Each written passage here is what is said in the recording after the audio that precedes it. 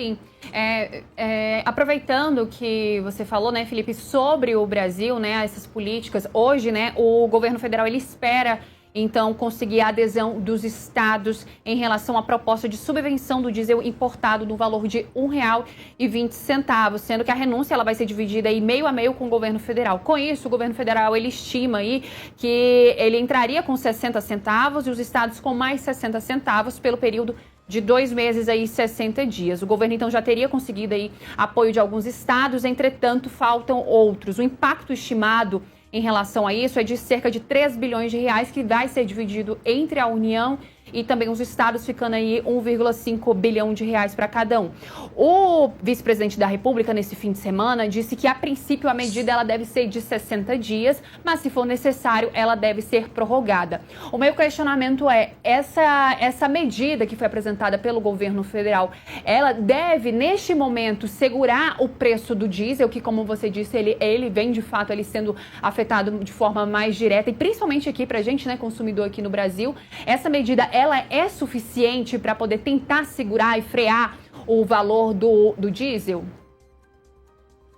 Ela é suficiente para segurar nesse momento. Mas o que a gente tem que ver? A Petrobras está trabalhando com 100,2% de fator de utilização das refinarias. A Acelen, privatizada pelo grupo Mubadala, está com 71% de fator de utilização da refinaria. A ATEM do Amazonas está com 11%. Eu não sei por que a ANP não faz uma pressão muito grande sobre esses dois grupos econômicos e, se necessário, com uma intervenção operacional. O diesel é a base do nosso transporte e a questão da safra. Não é possível que a Acelen trabalhe com folga, que é a antiga refinaria Landulfo Alves, e não é possível que a ATEM no Amazonas não produza diesel nesse momento. Eu tenho que recomissionar? Tem. A crise é longa, mas é preciso que tudo que a gente tiver de refinaria funcione. A medida do governo de subsidiar, ela é a estratégia correta, não é eleitoral. Não é. O problema, infelizmente, aconteceu em 2026, que tem uma eleição em outubro. Mas um país sério teria que fazer isso.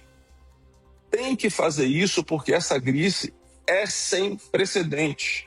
O que eu tenho falado com algumas pessoas, a nossa sorte é que a gente tem a Magda Chambriard na presidência da Petrobras.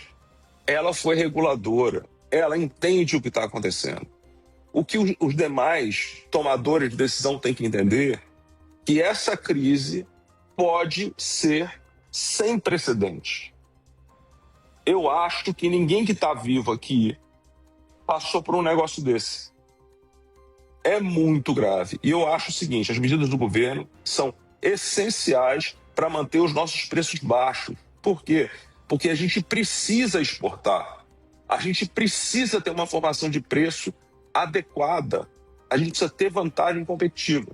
Nós temos autossuficiência de petróleo, temos quase autossuficiência de derivados e temos uma relação estratégica com a Rússia e a China. A gente envia 1 milhão de barris, a China pode nos enviar o diesel, apesar de estar proibida a exportação de derivados.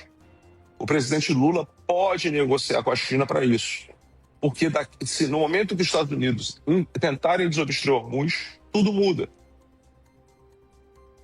É isso, Felipe Rizzo, especialista em petróleo, ele conversou com a gente trazendo aí os principais pontos sobre o fechamento do Estreito de Hormuz e como ele deve impactar aqui o nosso bolso e como consumidor aqui no Brasil. Felipe, eu te agradeço pelas explicações, aguardo uma próxima oportunidade, boa semana.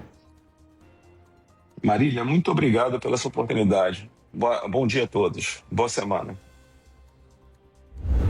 E agora a gente